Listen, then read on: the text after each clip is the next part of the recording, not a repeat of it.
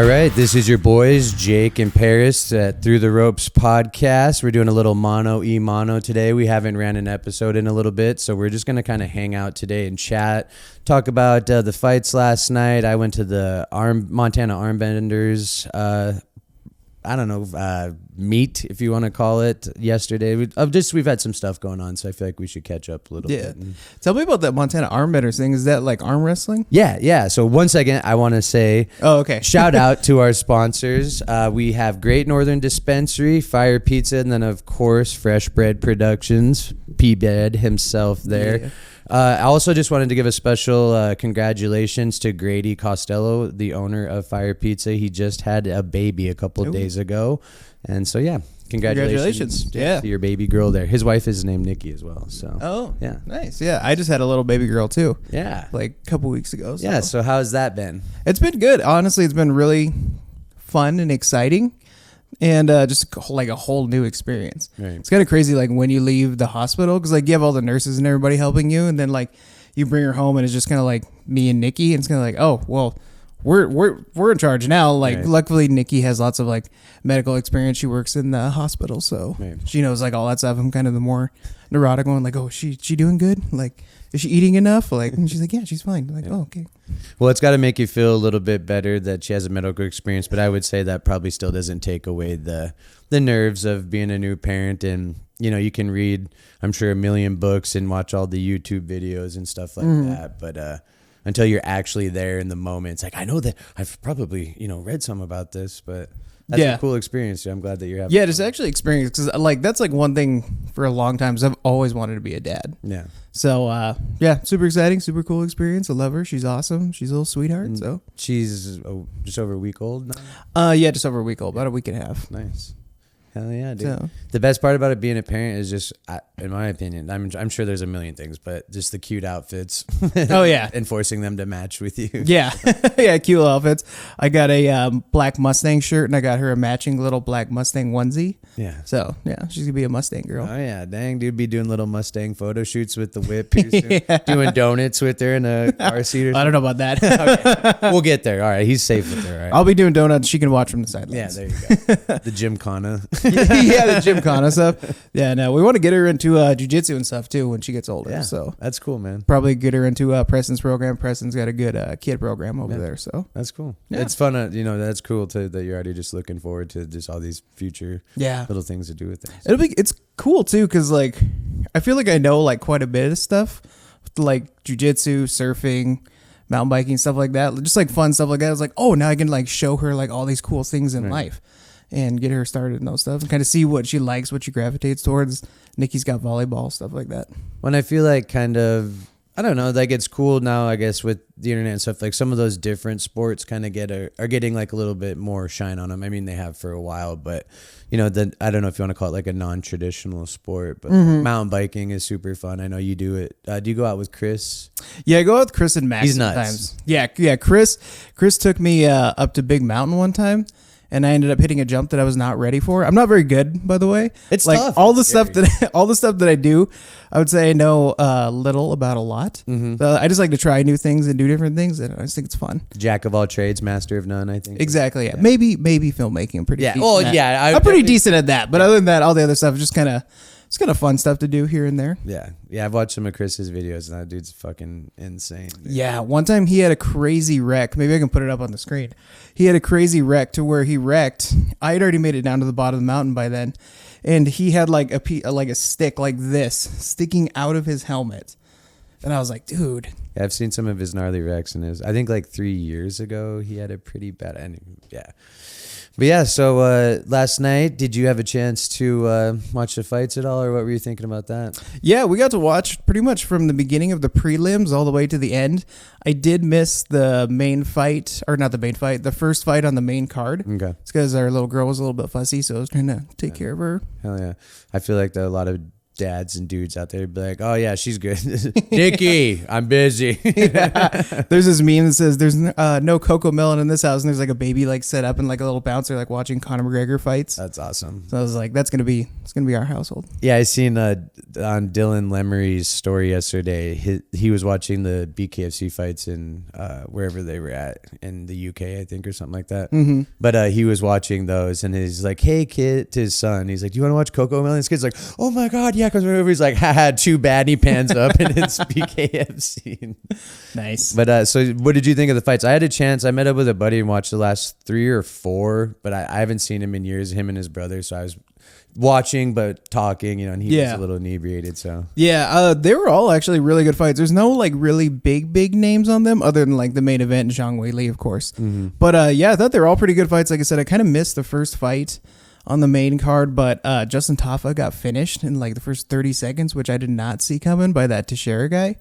And that guy's like 6'7". It's really good. Used his length and his reach really well, kind of bullied him up against the cage, and then he hit him with that elbow, and that elbow, it just looks like it just like flattened Tafa's nose. It was crazy in the slow-mo, and he went down and he like just covered up like in the turtle position. And then he was like protesting the fight after, and I was like, well, you weren't defending or like trying to like advance position or anything. You're just kind of like defending yourself in the turtle position. So I think it was a good stoppage. You can only let someone take so many nasty blows. Yeah. Mm-hmm. Then Jimmy Crute versus Bellato, I think is his name. That was a good one. Jimmy Crute almost finished him at the end of the first round. I think there was like 10, 15 seconds left on the clock. If there was, he probably would have won that fight, but that ended up being a majority draw, which I hate draws in MMA. Like I get it that like you don't want like either guy to take the L or whatever, but I mean, I don't know. It's like flip a coin at that point. Like it's 5 dudes that are just or not 5 dudes. Jesus Christ. Different Russian MMA. Yeah, different. But yeah, it's 2 dudes fighting or females fighting for freaking 5 rounds, or is it 3? If it's 3 5-minute rounds for a non-title fight, right. And then title fights are 5 5-minute rounds, or like a contender fight would be a 5 5-minute round. So it's like 15 minutes of 2 people just going to hell and back. It's like you should give someone Yeah, I feel like you should just give it to one of them because they fought so hard. And then, of course, I think they're going to run that one back because Jimmy Crute's really good. That was a light heavyweight fight. And like I said, Jimmy Crute almost finished in the beginning. I really like Jimmy Crute. I think he's a bit of an animal. And then Bellato was like really throwing some good leg kicks throughout. You could tell he's hurting Jimmy Crute's leg quite a bit, especially at the end of the second round, I think. Mm-hmm. Or no, it was the third round. Yeah. So it was a pretty even fight. Do you feel like it was so even, though, that there's no person that you could have... I would have, if I was a judge. Yeah. Hell yeah. That's what if I was in charge. I would have given it to Jimmy Crute just because I feel like that first round would have been a 10-8. But then you had... so I think for a majority draw, you had to have a 10-8 for one person and then a 27-29 for the other person. So then it ended up being a majority draw. Damn. Which I was gunning for Jimmy Crute. I was hoping that he would win, and I kind of thought that he would get the split, but it ended up being a draw. Yeah. And then, so what else? What other kind of fights kind of piqued your interest there? Zhang Weili versus Tatiana Suarez. That's the American and the Chinese lady. Yeah, right? Mm-hmm. Okay. That was actually that's the one I actually got to watch like a bit of, and that seemed like a really good matchup. Yeah, Zhang Weili. So I thought it was going to be a lot closer, just because Tatiana Suarez, like she was supposed to go to the Olympics. She, I think she might have been an All-American wrestler. She's really good at wrestling. She's been wrestling since she was like 3 years old. Like she beat cancer and stuff, like all this crazy stuff. Yeah. And I just thought it was going to be a lot closer. And Zhang Weili is just so good in every single way that she was like hanging with all of her wrestling. She ended up doing a lot of reversals to be able to reverse the position when Tatiana would try to take her down. Tatiana couldn't take her down. She couldn't stand with her at all. Just Zhang Weili is just so good. Yeah, the defense that I was seeing from her was pretty insane. And yeah, it looked like a really good chess match on the ground for a chunk of the fight. Like I said, I was kind of talking to my friend and watching that, but Zhang Jian Wang Li. Zhang Wei Li. Okay. She won the belt, her fight before. Was this her first defense or is this her second? No, she's had a few defenses. So I think she took the belt from Joanna Jędrzejczyk, who is my favorite female fighter of all time. I actually got to meet her in Miami, which is sick. Damn. And yeah, she was like a multi-time Muay Thai world champion. Like, she was badass. Just quick little flex, no big deal. Yeah. You know, whatever. And yeah, so when she beat her, I was like, oh, so sad. I was like, no, because she beat her twice. And took the belt from her. And I can't remember who she fought before. She beat Rose Namajunas. I think Rose beat her once to take back the belt, and then Zhang Wei Li came back and beat her for the belt. Because I feel like I just happened to be watching the fight when she won the belt. And I know that was more than a couple months ago, so I didn't know. Yeah, Zhang Wei Li has been champion for a while. I think she only lost her belt to Rose. Okay. I think. I'd have to look that up. Nice. But pretty sure. And then main event, I feel like Sean Strickland just couldn't kind of find his groove, really, in that fight. We all know how he fights is very awkward, and he has like the Philly shell to where he like keeps his hands right here.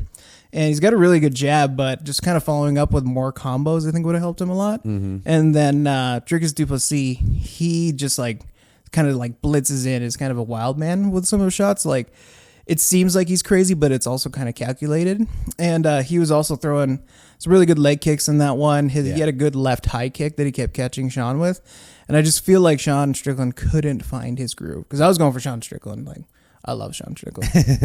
I love his like crazy brashfulness and talking all that shit and whatnot. Right. Yeah, he is definitely not shy about what he's about and stuff. And like, kudos to him, I guess, on that. Yeah, I got to see some of that one. It seemed like he was getting a couple good counters on some of those blitzes coming in, but kind of like you were saying, it just never could really piece much together. You know, Duplessis, I always say his name terribly, but you could just say DDP. Okay, DDP. Well, no, wait, dude, that's Diamond Dallas Page. Oh, okay. Dog. Right, that's I can't do that. Sorry, but yeah, it just seemed like when he was bull rushing in, he would kind of clip him, or he had a nice counter right hand that he followed up with a leg kick a couple of times, but yeah, he just never seemed to really put much together. Yeah, he was throwing that overhand right in there quite a bit when DDP would come in and kind of blitz on him. Mm-hmm. So he caught him a few times with that, but it just, to me, it just kind of felt like he couldn't really find his groove more than anything. Yeah, and that's too bad because he had the belt for just a quick second, didn't he? Yeah, he beat Israel Adesanya in like one of the biggest like MMA upsets. There's like 3 MMA upset. Well, I guess there's more than that, but like 3 kind of main ones to where people were like, "Oh, whoa, we didn't see that coming." It was like Sean Strickland was one, Holly Holm versus Ronda Rousey was one, and then I want to say TJ Dillashaw versus Renan Barão was another one. Okay, so those are kind of like some big upsets that people didn't really see coming. And yeah, Sean Strickland took the belt from him, and then Sean Strickland defended the belt against DDP for their first fight, January of last year, I think. Yeah, that fight was in Canada, and I think that Sean Strickland won that by split decision, but they ended up giving it to Dricus, and yeah, then Dricus just looked much better in this fight. Like, his cardio looked good. Just like I said, blitzed in with those kind of crazy shots and. What do you think of was it maybe the mustache? I thought the mustache would give him more power. Right. But there's sometimes where people have a mustache and I'm like, I am all about the facial hair, but I was like, I don't know about that one. If he had a little bit thicker and if he had it coming a little bit further down, like the handlebar. That's what I was wishing too, is if he had the handlebar to go with it. Because it looked a little, not like thin, but it just, I was like, if he had a little further, maybe he would have derived a little bit more power, maybe a little more tea. He would have knocked him out if he would have. Yeah, he would have got a little more tea out of it for sure. So, yeah, like I said, they seemed like some pretty good fights. I only caught the last 3 or 4, but from what I was watching, it seemed like some pretty. The one before. The lady from China, that dude, did he have like a massive like welt on the side of his eye? It looked like he was all fucked up there. Was that the Tafa fight? Because that one was only 30 seconds. I don't know. I just remember seeing a dude and he had like a big old lump on the side of his face. I was like, God damn. That might have been the Jimmy Crute and Bellato fight. Okay. So yeah, because they beat each other up pretty good. And that was a fight where it's like, oh man, either of these guys could knock each other out like at any second. It was just like at that point where Yeah. Hell yeah. So, well, yeah. And then, so you You did.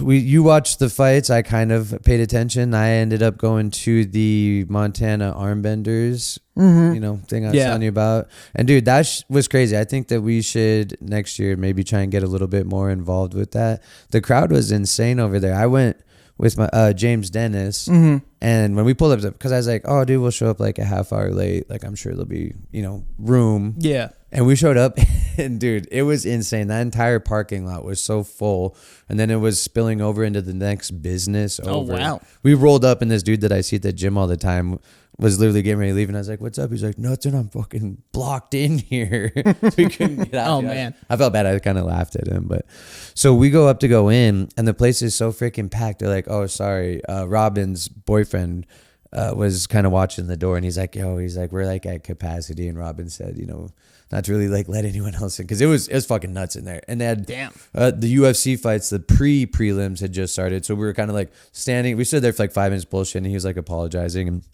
it's like, whatever, man, like if that's what's going on. But you could see on the TVs they were arm wrestling and stuff.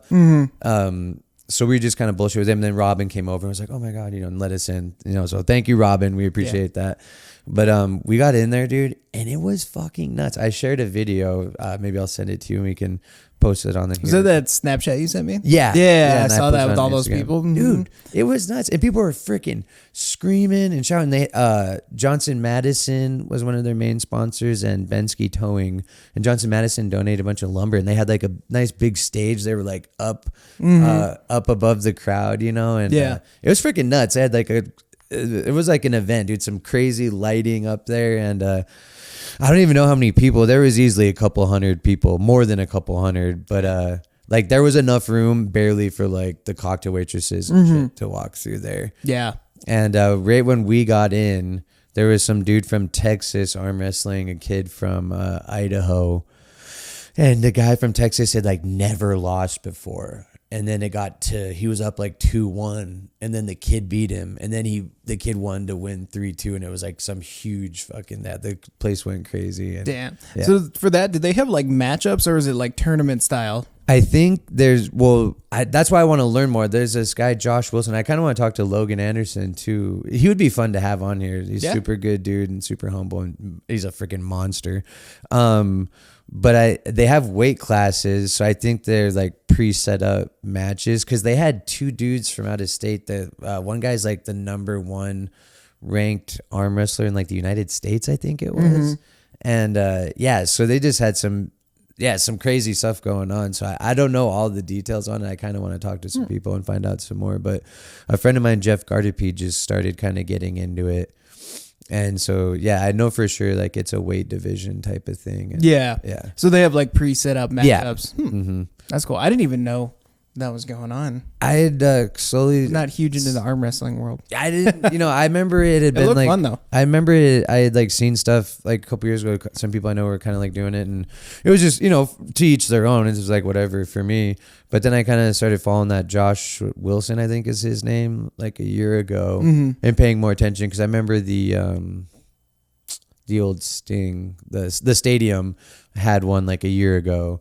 And I don't think they had, from what I was understanding, quite the turnout that the halftime did. Yeah. And it was nuts. I knew that it had like a following, I know the last couple of years it's really been growing in Great Falls, I feel like, and probably the state, obviously. Yeah. But I do see like flyers and stuff for it every now and then, but I've never actually went to one. I don't know. Yeah. Like I said, it looked fun. It just whenever I think of arm wrestling, I always think of the movie Over the Top with Stallone, and the fucking curling the hat back. I don't think I've ever seen that. Dude.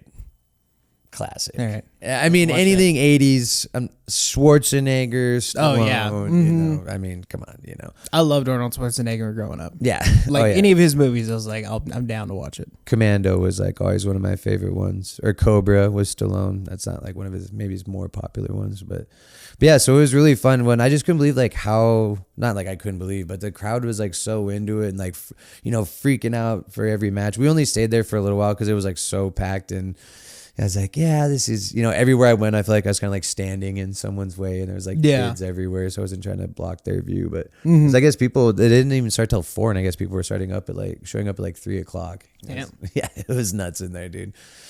But yeah, so it'd be fun to go check that out some more, and yeah, Logan. Congrats to Logan Anderson. I posted some on Facebook, but he broke his arm like really bad 2 years ago at an arm wrestling match. Yeah, and so he hasn't competed in 2 years, and he 3-0'd the guy.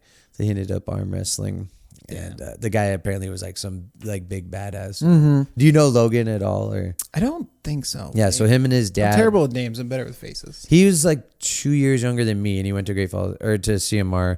But his dad and him, I don't know if they own it or they've just ran it forever. But it was Waylon over by the old Double Barrel. By Ford's Drive in that tire shop, not Pumps. And his dad Jeff is super nice dude, and then Logan's a great guy, and he's just a monster. He's huge, freaking massive forearms, and he carries himself like so. I don't know if unassuming is the right word, but he's just for how massive, just a badass the dude is. He's just super humble, just a sweetheart, really nice guy, super easy to talk to. But if you go to shake the dude's hand, freaking watch out. Even if he's going to lightly shake your hand, I've had to tell him a couple of times because I usually see him at the gas station in the mornings when I'm going to work. Yeah, that dude will freaking crush your hand on action. Yeah, it's like, chill. Dude, some of those arm wrestling breaks, like I've seen some videos of those. Those are insane. Like how they just like snap your like forearm or dislocate your shoulder or something like that. Those are crazy. I think that's what I don't want to say for sure, but I think that's what happened is like he snapped something in his forearm. And I just can't even imagine like you two forces like that going so hard against each other. You literally fucking break bone. Like, yeah. That's insane. That is insane. I don't know. Yeah. But yeah, my buddy, like I was saying, Jeff just got into it, and I was over at his tattoo shop, and he has like a spring that you kind of mount, and you can like, it's where you practice. Oh, yeah. I was kind of like fucking with it. So he's like, yeah, it's like about like curling in and about the torque, So yeah, maybe I'll start arm wrestling. Yeah. Too. Heck yeah. TTR arm wrestling. TTR arm wrestling. Oh, yeah. I'm terrible at arm wrestling. Yeah, I can't say that I'm great at it. I've only, obviously when you were at parties and inebriated when you were younger, it was like that Indian leg wrestling. I'm pretty good at that. Yeah. Well, yeah, you got the short legs. Yeah, I feel like I got like some strong short legs, and I'm Indian. Dude, some of the best times I ever had was in Missoula, like when we were over there firefighting, living with Derek. Yeah. There'd be like 30 of us out there at like fucking 12 o'clock at night, Indian leg wrestling just schmammered up. So, yeah, so what else do we got going on? Today's kind of a big day. We got the Super Bowl. Super Bowl. What are you doing for the Super Bowl? We're just going to kind of hang out. My mom invited us over, but we've never really had like a Super Bowl party, so we're going to have James Dennis, I think, is going to come over, my buddy Barrett, and just Dave Evans, and a good family friend of ours, Coco, is dating Dave. That's how I kind of like really got to start meeting Dave. But she's going to come over and just going to make some jalapeno poppers. Libby loves those cocktail weenies and barbecue sauce. Oh, yeah. And some queso and some pigs in a blanket and just a couple of simple, easy things. And I don't really care about either. Yeah, I was going to say, who are you going for? I mean, dude, I don't know.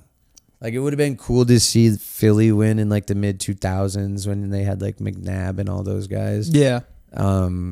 I guess it would kind of be cool. Whatever, Kansas City, to see them like literally make history on one end would be kind of cool. Yeah, do the three-peat. When everyone's like, I mean, yes, obviously I'm like over Kansas City, whatever, but it's like, I'm not going to hate on them being like good at what they do. And I mean, they have some good players, but I mean, they're kind of like the New England Patriots. They're just plugging and playing players in, you know what I mean? And Mahomes is that good. And, Andy Reid is that good of a coach that they're making to make it happen.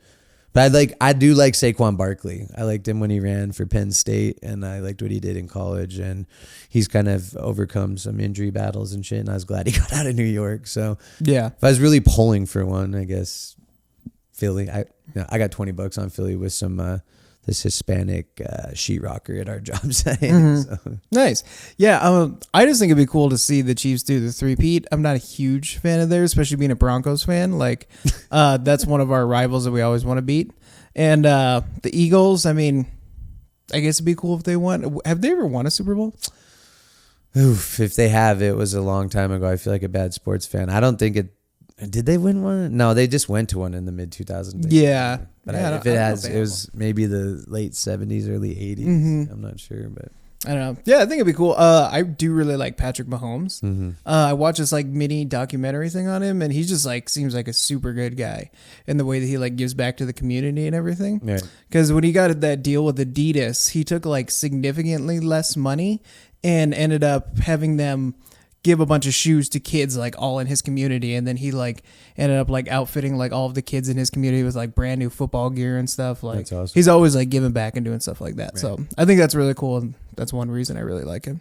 Yeah, and that's kind of, and he's a badass quarterback, obviously. Right? Oh, dude, there's some of the fucking dude. What was it? The playoff games, playoff game against the Bills. He made like some insane freaking throw in the third quarter. And I'm like, how does this guy fucking do stuff like that? Yeah, and sometimes that's just what makes me kind of want to cheer for a team, as lame as it may seem. Well, if my team's out, obviously, is I feel like a lot of that shit kind of gets lost. You know, these guys, people. There's so much like venom just because they beat your team or whatever. But it's like a lot of these guys are doing some super cool stuff in the community, like like you're talking about. So it's like makes it a little easier for me to like, you know. And I'm sure it's the same thing like on the other side of the football. People in Philly are doing the same stuff. But. Oh yeah, for sure.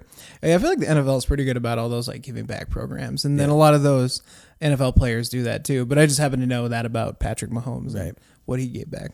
Right. I used to like Cam Newton because of the stuff that he did in the community, but it was just like, God, this guy's such a bitch. The way he dresses at like press conferences and stuff, I just can't handle it. It's like, oh my God.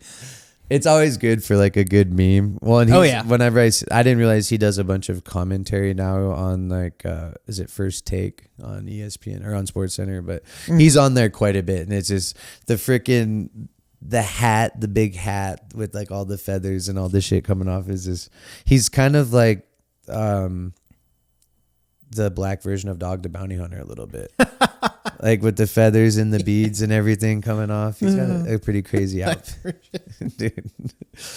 Yeah, so it should be hopefully it's a fun game. Like I said, I don't really care for either one because Philly crapped on us when Brock Purdy got hurt in the first quarter of the NFC Championship. And then obviously Kansas City has beaten the Niners twice in the Super Bowl in like the last 6 years or whatever.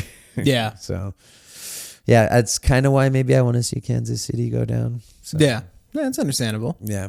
So, yeah, then other than that, just going to kind of eat and hang out. And then I'm just hoping it'll be like a close, good game. Yeah. Because that's like what's exciting. Because like I don't really care either way. I mean, I basically watch MMA and the Broncos. Right. And that's the extent of like what I watch. Yeah, I've slowly, since I quit doing my fantasy football league like 6 or 7 years ago, I haven't been like watching as much football and stuff. I will watch like Niners games, but yeah, even then, sometimes I'm just like, Sunday I always just have like, it feels like so much shit to do. So, you know. Yeah, definitely. I'll cut a little extra time out for this one. Oh yeah. So I think Super Bowl parties for a lot of the people are about the food. Right. Well, and this fun is treats. What's nice for me is that this is not nice, but it's like I can actually just fuck off during the game because I've been the last time the Niners played, my cousin, he's not doing it this year, but he always throws him and his wife Nikki. Jeff, I love you guys. Jeff and Nikki, I love you. But they always have like the most insane Super Bowl parties. They, it's like they have a huge house, but it's always just crammed full of people, just amazing food. Last year, I think he did, or the year, a couple years before, he did like 100 pounds of wings. He always does literally like 75 pounds of wings. I'm not kidding, dude. I'm not kidding. There's like fucking 8 crock pots like lined up, dude. Super spicy to mild, to honey, just everything you can think of, dude. It's there.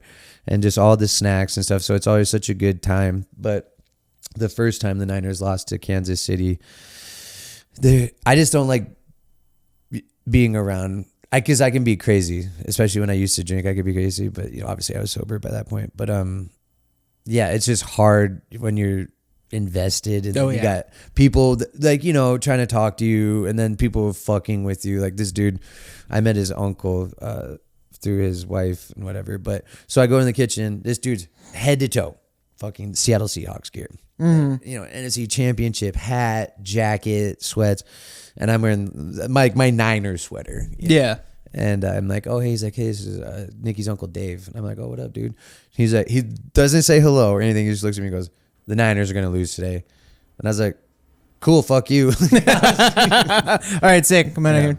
But I feel bad. I usually turn down Super Bowl parties if I'm invited and my team is in it. So. Yeah, whenever I watch like MMA, I get to like invested in a thing. Like when we have like parties at like friends' house and stuff to like watch the fights or like go to the bar or something with a few people. My favorite time to watch the fights is just by myself or with Nikki on my couch, focused in on like what I'm watching. Right. But I mean, it's fun to like go to those parties and stuff. But then you end up getting people being like, "Oh, what are they doing here? Like, what is this? Like, is this guy gonna win?" Like, I don't mind like in between rounds or like before fights, but if they're like talking to me like during a fight, right. I'm like, oh, I'll talk to you in 2 seconds. I just want to watch this and I want to see everything that's going on. It's like especially like the bigger fights. Having like your mom or dad asking you what's going on during a movie. Yeah. Like what's happening? It's like, I don't know, maybe in like 5 minutes we may find out what's going on. Find out. They might tell you if you just watch. Yeah, that's always tough. Same thing, like I'm not as invested into it like maybe as you, like the MMA stuff, but like if it's someone I'm really trying to fight, like, you know, when some of the homies are fighting like at the fights, or like when I'm watching it, you know, like James or someone in BKFC, I feel so bad, but when people try to talk to me, I'm like, dude, you need to just not for just just leave me alone, don't look at me, no touch me. Yeah, I get like that when either like Kai or Sean O'Malley fights. I always get like super nervous. And then of course like the friends that we know who fight, but right. Those are like two of the big ones. Like when Kai fights, like I get so nervous. Right. Like when I was watching his fight Duran in Miami, I was just at home and I was just like so nervous. And Nikki was like asking me questions. I was like, I just 1 second, I just gotta watch this. Right. And so yeah, we get lots of anxiety when they fight. We talked about that. We were chopping that stuff up for some reels and stuff, but that in the episode with Ryan Ibsen, I was in Washington with Libby's family and they were trying to get me to screen share it, and it just was not. Oh yeah. And dude, and it was like, I was trying for a minute, but then like Kai stuff was coming up. I was like, nope, like I'm done outside, like, you know, straight up like smoking fucking 2 cigarettes. It was nuts. Nervous. One, just knowing about like the beef that went into that, and like that was Brian Duran's territory, you know what I mean? Yeah. So it was, from what I understood, it was from Dave and some other people, it was like hostile as fuck down there. Yeah, I talked to Kai about it and stuff, and you know, yeah. So it was just the tensions. I mean, obviously with him and HD, and like obviously any fight, Kai's really good at building him up, but it felt like that one was a little bit crazy. Yeah, definitely. I was supposed to go with him on that one and do some photos and stuff, but ended up due to some scheduling conflicts and whatnot, I wasn't able to go. But that would have been cool to go down there and do some photos for him. Hell yeah. Well, got some fusion fights coming up though. Yeah, I was that say, Justin April. James. Oh, there's one in March. Oh yeah, in March. Missoula. Yeah, Missoula. Justin James versus Lloyd Mix. Dude, I think that's a bare knuckle one MMA. too. Yeah.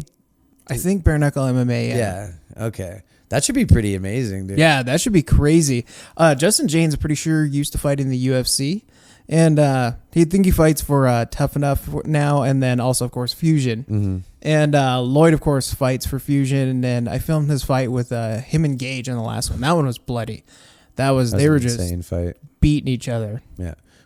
So that'll be exactly 1 year since he's fought, because that fight was in March too, wasn't it? Was it? Him and Gage's fight. Yeah, it must have been. Yeah, it was March like springtime. Maybe May time. Yeah, I was thinking around April, but yeah, it might have been. Yeah, I think it might have been April, but yeah, about a year. So. Yeah, because I seen him at the season's beatings, and I was chopping it up with him for a little bit, because he said he had just kind of been trying to not lay low, but just take it easy and recoup. He had some kind of injury he said he was recovering from, and just kind of, you know, reassess and go from there. So yeah, Lloyd too, one of the pioneers of MMA in Montana also. Yeah. Coming up. Yeah, I didn't realize. Go ahead. No, you go ahead. I would say the first time I met him, I was at Dog Pound in Missoula. I had a buddy who trained there. I'd always just like kind of train just for fun and cardio and whatnot. And Lloyd was like, "Do you want to roll?" And I was like, "This is like when he was fighting in Bellator." And I was like, sure. And then he just like wrapped me up, just beat me up the whole time. But he was super cool about it. Like every time he would like submit me or like do something, he would tell me, he's like, "Oh, you should do this next time," or "This is what I did." Yeah. Like he was super cool. It was like the first time that I met him. He was like this badass Bellator fighter. And he's like, "You want to roll?" I was like, "Yeah, sure." And then he just kicked my butt, but then explained to me like every way. He's like, "Oh, you should do this, do that." And I was like, "Oh, that guy's super cool." So. Well, and guys like that, it's cool if they're not the like gym bully. I mean, yeah, it sucks. You know, I don't know. It doesn't suck actually. Just depending on, you know, how mentally tough people are. It's like you can look at that situation as two ways. Like it's a dude who obviously knows what he's doing and he's gonna fold you up like a pretzel. But it's like also he's not doing it overly aggressively where he's going to hurt you, but he's also like mentoring you and teaching you like, hey, this is what I did to get you to this position. And this is maybe next time how you can react to that. So, yeah, for sure. Yeah, he definitely did kick my butt, and it did feel a little bit aggressive. But after he was super cool. You're like, do this? Yeah, it definitely wasn't. Yeah, he just totally wrecked me. There was no like mercy or anything. He would just like get me and like come over and like crank it. Like, oh, okay, next time do this. Like, oh, okay. Yeah, it's kind of that shit's interesting because I'd go to when I was going to Flow State for just a little bit. That's like what I was telling Ryan and those guys. Like, don't take it easy on me because it's like I'm not gonna learn how to get better. But like, or when Sean Ibsen would be like showing a move, and sometimes he'd be like, Jake, come here, and like he'd use me as the he'd be showing the move, and it's just crazy. Just a quick little like turn of the wrist, and the application of pressure or something like it just the force, like and Sean's obviously well trained and very strong dude, but it just it's crazy how quickly those dudes can just apply that. Yeah, just those little adjustments to where like someone like maybe have you in a triangle and you're like, no, I just don't feel it. I feel like I can get out of this. And then they like turn their body a little bit to get it more on the carotid. Yeah. And then you're just like, oh, okay, that's it. Like you can tell right away, like when someone has it good. Well, and that's what I mean. Obviously, a chunk of that is like about pressure point stuff and what. But yeah, just same to like kind of what you were talking to, like Sean. Because we would be talking about. He's like, obviously you can get it like this, and he'd be showing you. But he's like, if you get it a little tighter, like or over adjust how you're doing it, and like where your body's meeting their body, and it's just you're doing the same thing and the same amount of pressure, but just Yeah, like just like, oh god, I tap. Yeah, just those little adjustments can go from like to like, oh, tap. Like, yeah, for sure. So yeah, that should be pretty fun. Are you going to be going to work that one, or have you heard from them about that yet? Oh yeah, I'll be working at that one for sure. And then of course the one here in April. Do you know when that one here in April is? No, I was going to hit it. Like I said, I got to text Levi about some stuff here later on this afternoon, but yeah, I haven't heard an official date. I just seen a couple people. Lance announced that he's going to be fighting on that card. Nice. And then I can't remember who else. I thought I seen someone else announce that they were going to be on that. But no, it should be fun. And I always I've been meaning to hit up Levi just to see if they'd gotten a schedule figured out. I think they did their what do they call it? The Contender Series? Or not the Contender Series, but the one that was yesterday? Yeah. The Rumble thing? Yeah. Because Trent Edwards was saying that he was boxing in it. Yeah. I can't remember what Didn't Lance box in that too? Did he? 94% sure he did. 94. That's a pretty good percentage. So we're going to go with it. Yeah, I'll have to hit him up and ask. So I've been bad about kind of keeping up with Levi and those guys and some of that stuff. But I always feel like at the end of the year, they're getting ready to start planning all their stuff for this year. Yeah. So it's like, I feel like you don't really hear stuff. And then they have a couple little things. Yeah, I need to hit him up about all the stuff that they're planning for this year so I can make it to him. Yeah. I love filming those fights. That's like one of my favorite things to do. Just sit there. I get like one of the best seats in the house. Get to make a cool promo from it and film it on slow mo. Right. It's a lot of fun doing it, especially the last season's beatings that they had. That one just felt like extra special with everything they did. I kind of feel like Fusion spoils Great Falls a little bit. Mm-hmm. Like Billings, they have like a lot of good fights and they have their biggest production there. But I think like a close number 2 in terms of like production is Great Falls, especially after that last one. They had that Halo ring thing around it, which was super cool, which I had to do a bunch of reformatting, a bunch of exporting for that. Like, so it wasn't cool in a certain sense. Literally, like the doors opened I think they opened at 6. Mm-hmm. It was early because they had a bunch of. Yeah, it was early. And I was trying to get these done and I was literally like exporting it at like 5:45 and like running down there to like give them the drive to like put it up on the screen. I was coming in to meet up with you and you're like, dude, because you're like, I'm still at my house. I was like, what? The fucking fight started in like 20 minutes. I was supposed to be there like 45 minutes ago and it just took so long for my computer to render like all those different clips. Right. And I saw you and I was like, what's up, man? I was like, sorry, I gotta get this to them. I'll be right back. I was like literally running to them. I was like, where's Levi? Yeah, and that was insane because I remember Levi came and sat at the table that I was at the BKFC fights in Billings, and he was talking about. We were just talking.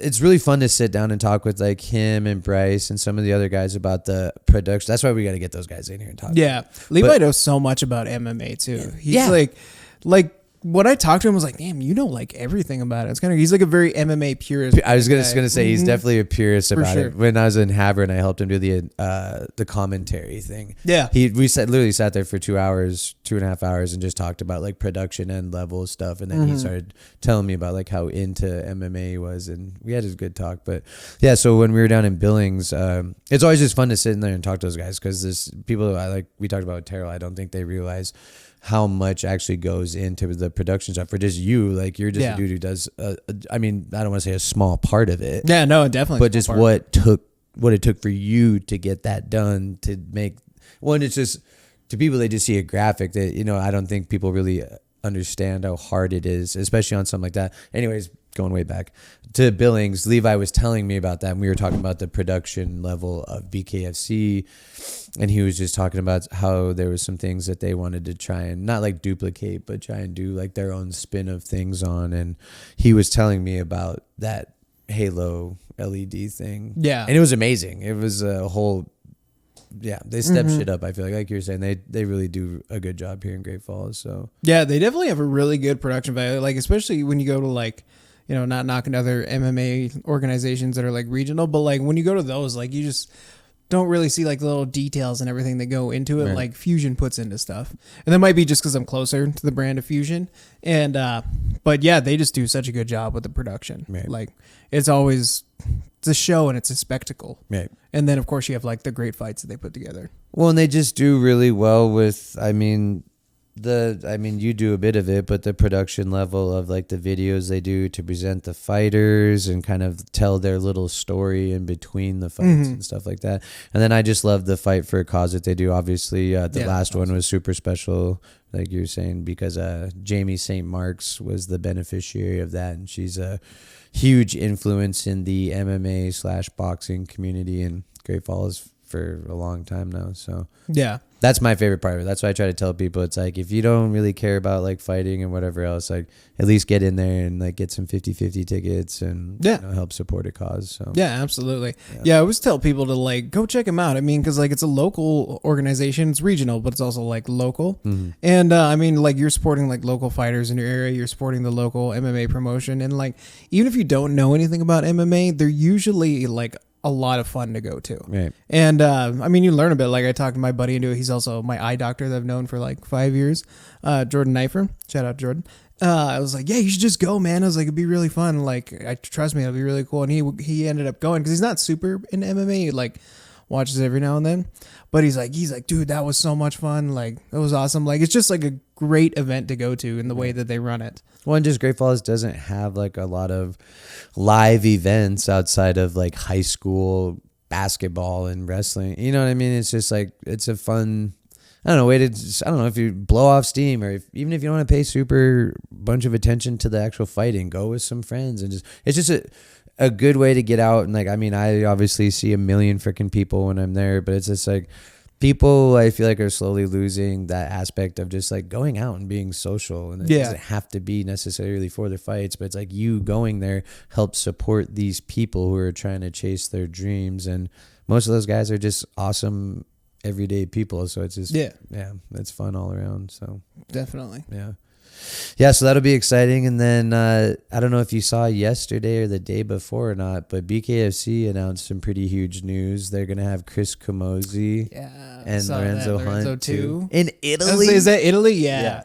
So that's crazy. I started following this dude, Gabriel. I don't want to butcher his last name, but he's from Italy, and he's a what do they call him? Like a athlete talent manager, and he's business partners in Forged, I think, and some other things with Connor. Yeah. So I just started following his stuff because he represents Mick Terrell, and that's kind of how I first started like watching his stuff. And and I remember seeing on his stuff a little bit ago, like 3 weeks ago, that they were like looking at locations in Italy for BKFC, and he was kind of like hinting that, you know, they're getting ready to go there. And they picked the venue, and it looks amazing. And it just seems like, as they step up these, I'm not saying every international card is like some huge banger. Yeah. It just feels like when they kind of go to a new place, they really kind of set the tone. It up. Yeah. So hopefully that'll be an awesome card. I know Kai was talking about wanting to try, and he's like, dude, he was trying to push the Italy, getting on that card, because I think they'd kind of teased that a little while ago. Yeah, so that would be sick. That would be cool. Where in Italy is it? Is it Rome or is it? I can't remember. It's in. I had a little picture saved in here, I think. But look it up. This is why now we'll have to have the laptop right here every once in a while. Yeah, I was thinking about bringing my laptop, but I was like, we have phones. We can just. I almost brought mine. Oh yeah, but yeah. So that would be cool. Like I know Kai was like, they announced Dubai. I think that they're gonna be going there here. Yeah, they're doing Dubai April 4th. Oh, is it April? I'm pretty 94% sure. Okay, it's April 4th. Damn. That would be fun. It's like, should we go to Dubai? Dude, that would be crazy. I would love to go to Dubai. That's like a 16-hour flight though. Oh, I'd have to be drugged the whole time. Yeah, when I actually went to Italy a while ago. It doesn't say on here where in Italy. Yeah, I can't remember. The dude posted. Oh, it looks like it says Florence. Okay. Yeah, it's in Florence, Italy. Okay. Beautiful. Yeah, I went to Italy to go shoot a wedding in 22, and that was a 9-hour flight. Okay. And that felt long. Yeah. And I ended up taking a melatonin, and they gave you ravioli, and I had like ravioli and like a glass of wine, and then like took a melatonin and like passed out because I took the red eye. And luckily there was like no one sitting next to me in the row, so it was 3 seats, and I ended up getting to like put my feet up and stuff. Passed out for like 6 hours of it. So fuck yeah. Yeah, it ended up being good. I'm not the best at flying, and so Libby's got to get me. I'm going to Phoenix in like 2 weeks. So I need some more anti-anxiety meds. I'm getting better at it, but the last time we came back from Phoenix, she tried a different one on me, and it didn't really do anything to her. And so like we were like about halfway through the flight, because I usually try to sleep deprive myself. So if anything, and the flight from Phoenix isn't terrible, but on the way back you're like climbing up. Yeah, climbing up over those mountains. Yeah. Well, and then there's this kid. I don't know why I'm sitting by the window makes me feel better, even though you're literally looking out. Flying freaks me out, but I'm looking. I don't know why it makes me feel better, but it does. So this kid wanted to sit next to me, and I was like, whatever.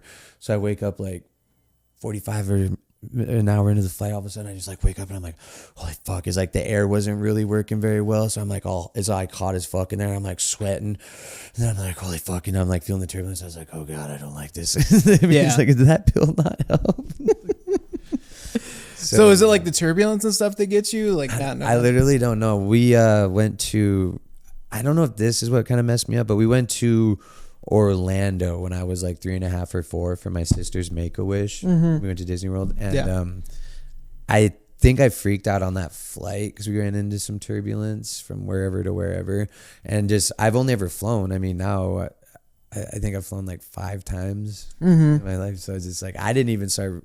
I'd flown when I was a kid, and then I literally don't think I flew from when I was a kid till I was like 21 when I was going to Vegas. Yeah, or I don't even think into my 20s when I finally flew. So it just is a trip, and it's like for me it's hard to wrap my mind around that this like thin barrier of metal that is bolted together. And I mean, obviously you see mega structures that are held together with bolts just fine. Oh yeah. I go across a bridge all the time. That's the same fucking principle. But yeah, I don't know what it is. It just freaks me out. Yeah, I used to have a bit of anxiety too flying, because like for a while there I was like totally fine, because I've been flying since I've been young, and like right around like college time, I would just get like crazy anxiety on the plane, like couldn't handle it. And like especially like when turbulence or anything would happen. So what I ended up doing is like one, being a drone pilot like helps you understand weather and air pressure and everything a lot more, and how like the density of air can like change air pressure and headwind and tailwind and all that stuff. And then like I ended up watching this guy on YouTube. I can't remember his name, but he explains like a lot of that stuff. So like I think it really helps kind of understanding what's going on, because I feel like when a lot of people have like anxiety or like fear of flying is, number one, you're not in control. You're just sitting there hoping for the best.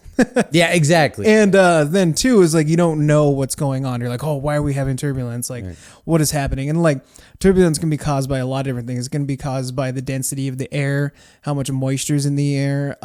Is there like, because it's really windy up there actually. There can be like 100-mile-an-hour gusts like at a headwind, like pushing the plane around and making it whatnot. But they have like lots of, I guess they'd be like not meters, like detectors of stuff like that, so they can tell weather, and like they know where like the good pockets of air and stuff are. Like, so they're like, oh, the turbulence is really crazy here, we're gonna go around it. Right. So I think just like that really helped me a lot. It was like understanding what is happening. I'm not biblical, but I'm in that point. I'm like, if fucking God wanted us to fly, he would have given us wings. Yeah. I'll fucking drive. I'll ride a boat. Yeah. It does make me nervous flying over the open ocean though. That's where I really want to do, because we really are talking about going to Italy in the next couple of years, and a couple of spots around that area. But yeah, that's why I've been flying more. And luckily, Libby's really patient with me, and she's really helpful. She's like my rock, dude. Like I know, guys, that I look really tough and really badass, but no, like she just really helps calm me down. And I don't get like really nervous or scared. It's not like I get scared when I'm flying, but a lot of shit doesn't really make me like nervous or worried and stuff. Yeah. But, like, I don't know why. I just, and I always flew by myself, or if I went with people, I would like get my ticket late, so they would all be like together at the back of the plane, or vice versa. You know what I mean? So yeah. And it was just making me laugh because we were watching Bridesmaids yesterday, and there's the part where they're flying to Vegas, and the chick she's sitting next to is kind of being like a psychopath. Yeah. I've also ran into those instances where I'm like sitting next to a fucking like weirdo, where it's just like, yeah, and I don't have headphones, so it's just like, I guess I'll just listen to him talk. But yeah, I mean, I'm getting better at it. And we went to Houston in April last year to for her sister to get married, and I've never taken anti-anxiety meds. Like I can't remember exactly what she got me, but I'd never done those before. And when I was on the plane, holy fuck, because she gave me one on the way to Denver, and then like we had like a 3-hour layover or whatever, and then I took another one on the way to Houston, and it was funny as hell because I'm rocking. I think I told you the story. I was like rocking my Pit Vipers, and this lady's coming by handing out drinks, and I got my headphones on and shit. And she's like, "Do you want something to drink?" And I was just like, "Do you have grape soda?" It was like 9:00, and it's like all dark. You know? Some people are sleeping, and she's laughing, and yeah, I was just being a goofball, but I'm sure I'll get through it just fine. Yeah. But yeah, I got to get used to it, dude, because I have to go to Italy, and I just want to see like parts of the world that survived like World War I and World War II. Yeah, dude, Italy's amazing. When I went there, because I ended up going to Venice, and I was there for a couple of days just by myself because I was waiting for the couple to get there, and Italy was never like on my like top list. There's like places that I would rather go than Italy, and I ended up going there, and I was like, this place is amazing. I have to come back here and bring Nikki, because I ended up just going by myself. Yeah. But you can just feel the history when you walk through those alleyways and whatnot. And like, it's crazy. Some of the alleyways are like big enough for like cars to fit in, and then some are just like enough for like two people to walk past each other, and you might bump shoulders. Damn. And I think because I went to Venice, and Venice has no cars, like an actual proper Venice. There's only boats, and they have boat taxis. Mm-hmm. It's super cool. And you can just feel all the history in the walls and everything like when you walk around there. And I think in Venice it was the first Jewish ghetto, which I went and checked out and whatnot. And then you have St. Peter's Basilica, I think is what it is. No, that's in Rome. Anyways, there was a big like temple church there that I ended up going to, and that was really cool. And then you can just really feel the history. The food there's amazing. Wine obviously is real amazing. Pizza. It's crazy. There's no tipping there either. Yeah. Like they don't like. I gave guy $20 at one point. And he's like, okay. He's like took it like left, and I was like, that's kind of rude. And then like I ended up finding out that there's no tipping, and it's super reasonable. It's crazy like how reasonable like hotels and like Airbnbs and stuff are over there. Yeah. Just an amazing experience. And Venice was super cool. By the way, don't go to Venice in August, because that was the most humid place I've ever been to in my entire life. Like over Hawaii, over Atlanta, over Florida, anything like that. Damn. Like Venice was just like, because it was also like 95 degrees and like 80% humidity or something crazy like that. Like you would just walk outside and just be like drenched in sweat. Super cool place. And then we went to the Dolomites, which is the Dolomites are also part of the Swiss Alps, that same mountain range. Mm-hmm. So that was super cool to go up there. There's a lot of Bavarian influence up there. And just like an amazing experience that I definitely want to go back. Yeah, we were talking about doing either Italy. I mean, this is kind of the defined plan. But we thought it'd be fun to take like a train ride and then also go into like Switzerland because Switzerland's right there. Yeah, Switzerland's just north of. But also we were talking about. I love the movie The Sound of Music. Have you ever seen it? The musical. A long time ago. Julie Andrews in it. It's fucking long time beautiful. Beautiful. I mean, at the risk of sounding like whatever, I like musicals. Certain musicals. Libby I'd never watched them, and I started dating Libby and she introduced me. Anyways, it's a beautiful movie, and it's like, you know, the scenery is so beautiful. So I'd love to go to like Austria, and there's a couple spots up there where they filmed that movie, and it almost doesn't seem real. Like some of the communities, first off, once again, like the history and just the old, I love like just architecture in general, and then old woodworking architecture that's survived, you know, like hundreds of years, and just, and just these mountain towns that are just tucked into these, just, you see this town and then you like pan up and then the mountains that are behind them, and just, it almost doesn't seem real. You know what I mean? So when we were driving up to the Dolomites, because that's like in northern part of Italy, and so it was basically from the ocean like to the mountains. It was so cool, like seeing like all like the vineyards and like the classic like kind of Spanish looking style houses. Like it was exactly like what you would think it would look like, these like green rolling hills with like these wine vineyards and these like beautiful old houses. And yeah, it was so cool. So was that did you drive the whole time you were there? So I was just in Venice for a couple of days by myself, then met up with the couple, and we got the smallest car possible. I had like, I was just gonna say, was it like a fun experience, like driving the roads? Yeah, you know. Yeah, I mean, if I also had like my suitcase on me and then like my camera bag on top of that, so I could just look left or right. I couldn't like see out the front window because we got like a little Fiat. It was like the tiniest car ever, like 4 of us in it. Hell yeah! And it was like the true European experience, like, right? And the trunk was about like this big, so we can only fit so much back there, and I had all my stuff on me.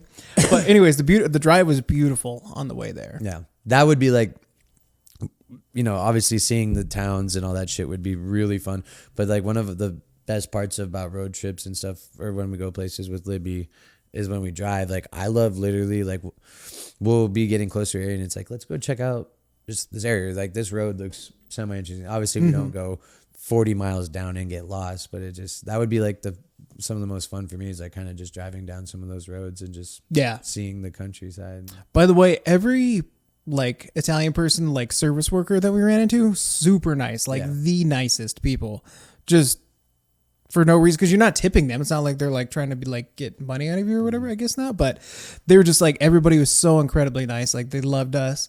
So the wife, her mother like lost her key to get in her room, because they were just like traditional keys. They didn't have like key cards. We were staying in older hotels, and we're at the bar after they got married, and they came to the bar, brought her key, and they were like, hey, like we found this, and then we heard you guys were here, so we all came here to give it to you, the hotel staff, which they were all super nice. And we ended up like drinking with them that night and like hanging out and stuff. And it was funny. One of the like the main manager guy of the hotel, he kept like putting on like American songs. Like he would put on like AC/DC and he'd be like USA, and he'd like point at us. Bon Jovi. Like, we're like pretty sure they're from Australia, but I thought you were saying the Italian guy. No, the Italian guy, he was putting on like what he thought was like American like music. And like so he would like, because there was a jukebox in there, he like put on AC/DC and he's like USA, like he was pointing at us. We're like I get USA. it. I appreciate that, Shane. I got you. That's like, fucking pretty sure AC/DC's from Australia, but Billy Idol. Super cool, super nice people. Awesome experience. I want to go over there bad. Like, there's so many places that I want to see, but like Italy is definitely one of them. Yeah, Italy was amazing. Like I said, it was never on like my top list. Yeah, there's other places that I want to go check out, but it ended up being like now, like I want to go back. Right. Hell yeah, that would be fun, dude. Just gotta save up, damn it. Hey, any airline industries want to sponsor us? We out here. Yeah, we out here. Delta, sponsor us. I already got a reserve card. Cool, man. Well, as I say, it's been about an hour. Should we wrap her up? Yeah. Well, that was fun, dude. It was fun kind of just catching up and bullshitting, and it was a good little episode. Hopefully, since I got money on Philly, hopefully Philly wins, I guess. You know? Yeah, yes, I don't know. Broncos aren't playing, so I don't really care. Yeah, as I say, if there was a way the Niners could win. Yeah, if there's a way Broncos could play today, then I'd be more invested.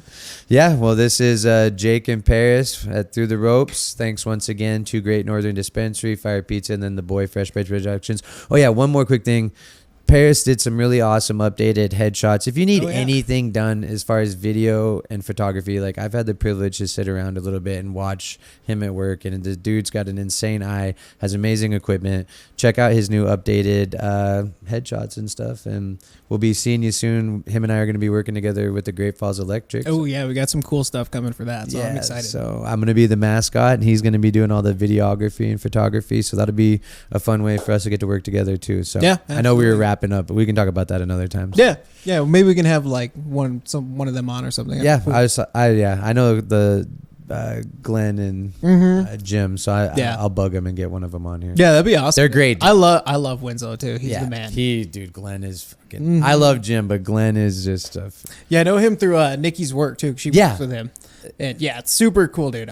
Hilarious and just. Awesome guy. So quick, I know we were wrapping up, a quick little story. When I was going down to Vegas for that training at the International Brotherhood of Carpenters for my leadership training, I was like super nervous because I was flying without Libby. It was just me. I was like, oh my God, dude. And I didn't have I had like a half an anti-anxiety pill left. I was super fucking nervous. And Glenn walked in like right as we were checking our bags in, and he's just the nicest dude and so easy to talk to. And I immediately went from like being nervous to like feeling a million times better. Oh yeah. And, the dude just has like one of those personalities that no matter what you're feeling, that guy will make your day better. So. Oh yeah, definitely. Anyways, I could talk all day about that guy. So this is Jake and Paris at Through the Ropes podcast. Thanks for tuning in, and we'll see you guys soon.